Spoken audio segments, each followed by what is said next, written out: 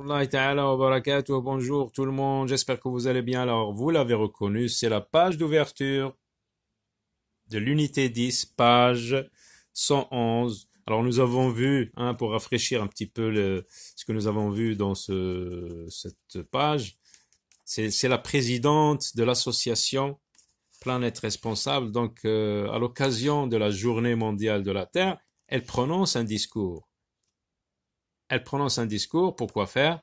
Eh bien, pour sensibiliser les gens à l'importance de la sauvegarde, de la protection de l'environnement.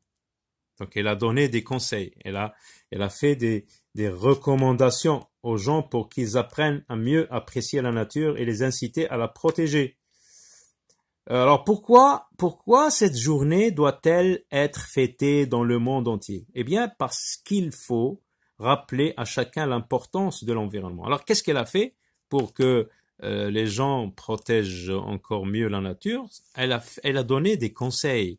Donc, dans ce discours, nous avons appris à donner des conseils. Comment on donne un conseil? Alors, je vous explique qu'est-ce que c'est que donner un conseil.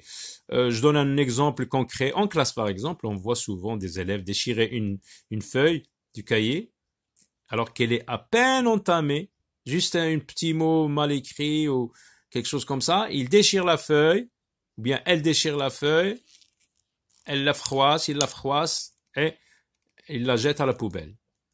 Donc, est-ce que, à ton avis, il convient de faire ça? Est-ce que c'est une bonne action? Alors non, bien sûr. Pourquoi?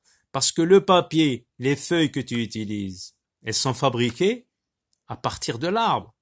Alors si tu consommes comme ça les feuilles, si on continue à consommer les feuilles comme ça, le papier comme ça massivement, on va être obligé de couper les arbres pour en fabriquer d'autres cahiers, Ce qui signifie que si on utilise le papier avec modération, judicieusement, on va protéger la nature.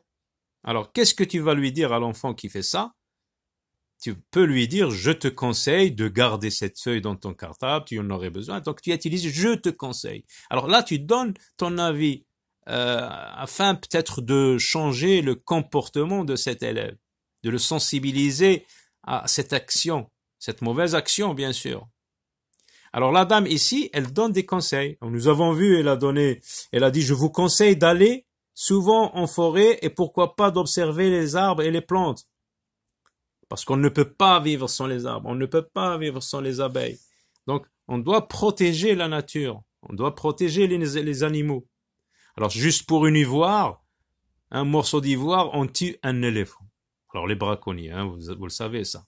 Donc, les éléphants vont être exterminés. Ils sont en voie d'extinction si on laisse les braconniers tuer les éléphants pour leur ivoire. Alors la dame, comme on a vu, elle a donné des conseils.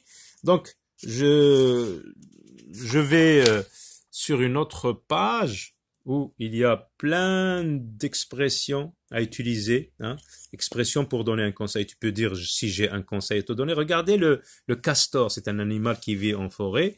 Donc si par exemple, regardez cette action, allumer le feu en forêt. La forêt peut prendre feu et tous les animaux qui vivent dans la forêt peuvent mourir. Donc le castor, regardez la consigne, pour protéger la forêt, pour ne pas la dégrader, imaginez à partir de l'image les conseils que donne le castor. Le castor ici donne des conseils pour les gens. Regardez, il y a des mauvaises actions et il y a de bonnes actions. Ça aussi, c'est une mauvaise action. Alors, on va piocher des expressions ici pour exprimer c'est ce que dit le castor aux gens qui sont tentés, par exemple, de fumer en forêt ou à proximité de la forêt. Qu'est-ce qu'il peut lui dire? Il peut lui dire, je te conseille de ne pas fumer en forêt. Je te conseille de ne pas allumer le feu en forêt, parce que la forêt risque de prendre feu, donc ça va être un incendie qui va tuer tous les animaux qui vivent dedans. Parce que la forêt, c'est la vie. Nous aussi, on a besoin bien sûr, ce n'est pas seulement les animaux. Nous, on y va pour se détendre, pour respirer, pour prendre de l'air. Alors, Il peut lui dire, si j'ai un conseil à te donner pour le fumeur, si j'ai un conseil à te donner, c'est de ne pas fumer en proximité de la forêt ou bien en forêt. Il faut, carrément, on peut utiliser il faut. Ça exprime l'obligation, mais ça peut exprimer aussi un conseil. Il faut arrêter de fumer en forêt. Il faut arrêter d'allumer le feu en forêt ou à proximité de la forêt. Il est conseillé de ramasser ses ordures et de la jeter, de la jeter dans les poubelles. Le castor pourrait dire, par exemple, il est conseillé de planter des arbres. Je vous conseille de planter des arbres. Je me permets de vous conseiller, à ta place, je planterai des arbres. Un dernier conseil, planter des arbres dans la forêt. Utilisation du conditionnel, quand tu utilises par exemple à ta place, tu peux dire je ferai. Hein, c'est le conditionnel, c'est un temps qui ressemble au futur, mais qui a la terminaison de l'imparfait. Hein. On peut dire vous devriez aussi, le verbe devoir conditionnel, plus infinitif. Vous devriez planter des arbres, vous devriez protéger la nature. Alors, veillez aussi au respect des structures. Alors, si tu regardez, pour des points, il est conseillé de. Alors, par exemple, pour être en bonne santé, on peut dire il est conseillé de, tu ferais mieux de, je te conseille de, pour être en bonne santé, nous devrions, etc. Donc, regardez cet exercice. Activité 3. Choisis une situation parmi celles proposées. Alors, les situations qui sont proposées, vous avez ça. Pour être en bonne santé, pour réussir un examen, pour apprendre une nouvelle langue, pour garder une plage propre, pour réduire la consommation de l'eau.